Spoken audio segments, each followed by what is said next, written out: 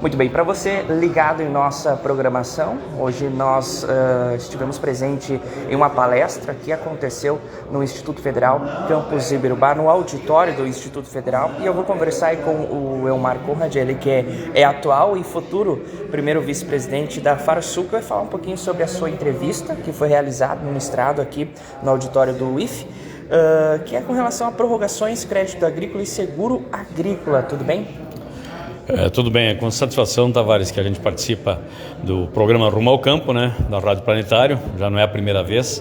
É interessante nós divulgar as informações porque o produtor está muito mal servido com o que veio, né?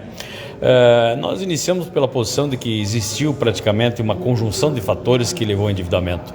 Não foi só as estiagens, foi as contínuas e repetidas de 6 anos, deu 5.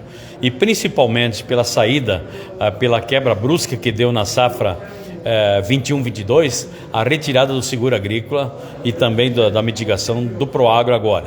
Então, realmente, tu plantar aos custos que foram, que nem 22, eu estava fazendo um exemplo ali que subiu o custo de produção na safra 22-23, 42% nos insumos, em virtude da pandemia, o soja foi a 170, 180, nós pagamos aí em torno de 6.400 para financiar uma lavoura de soja.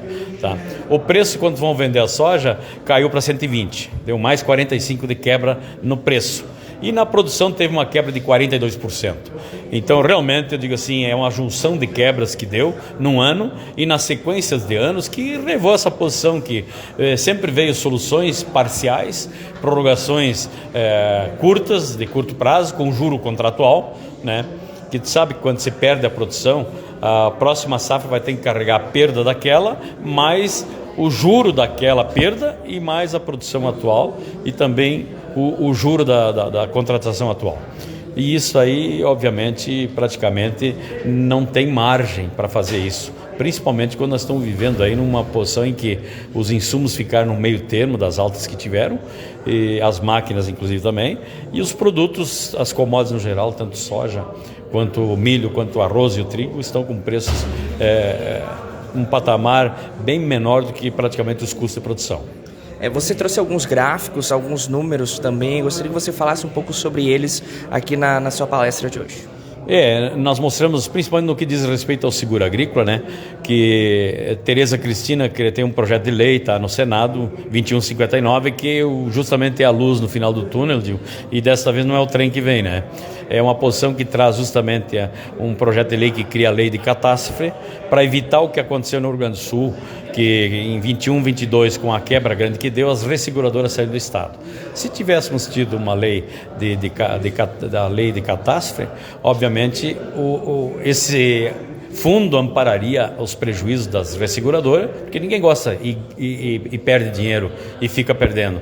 Então, obviamente, se manteria o seguro e nós não estaríamos aí com esse montante de dívidas que temos, porque nos anos seguintes, 2 ou 3 anos após essa, o seguro e tanto o seguro e agora principalmente o Proagro também ficou totalmente inviável.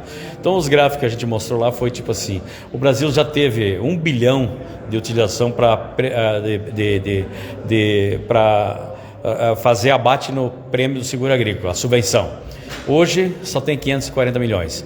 E a demanda que precisaríamos, segundo a CNA, é de 4 bilhões para atender justamente o seguro de forma adequada. Inclusive se mostrava também que nos Estados Unidos 90% das lavouras são asseguradas, na Argentina de 50% a 60%, no Brasil de 9% a 10%. Então nós estamos muito aquém do mundo que produz soja, porque praticamente esses três países produzem 80% da soja mundial, né? Então o Brasil precisa evoluir nesse sentido e obviamente agora com a nova perda de 24 e 25, as tratativas que tinha no projeto de lei 51-22 foram substituídas porque não daria nem tempo e obviamente teria que passar pelo Senado, pela medida provisória 1314 e a resolução 5247.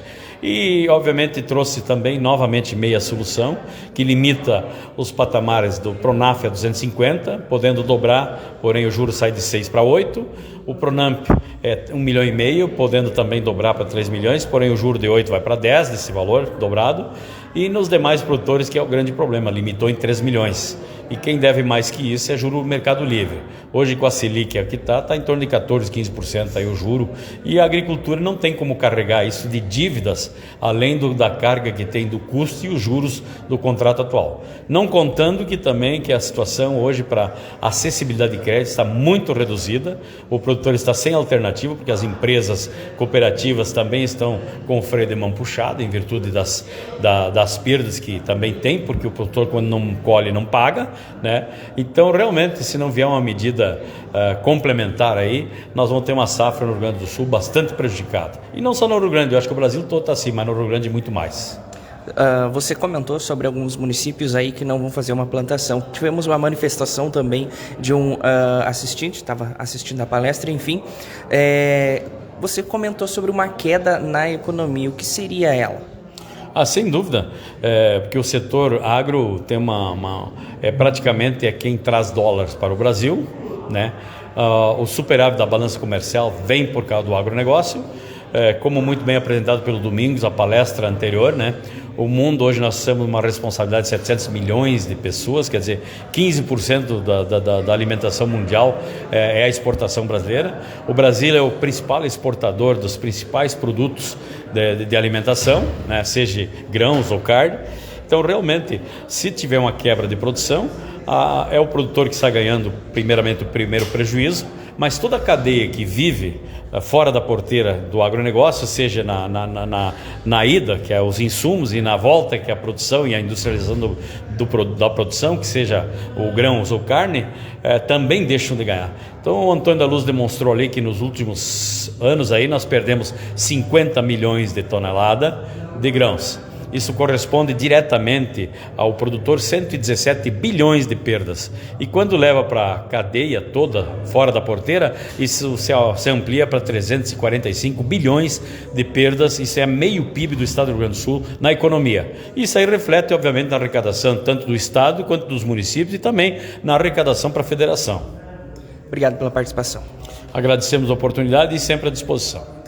Elmar Conrad, ele que é atual e futuro primeiro vice-presidente da Farsur.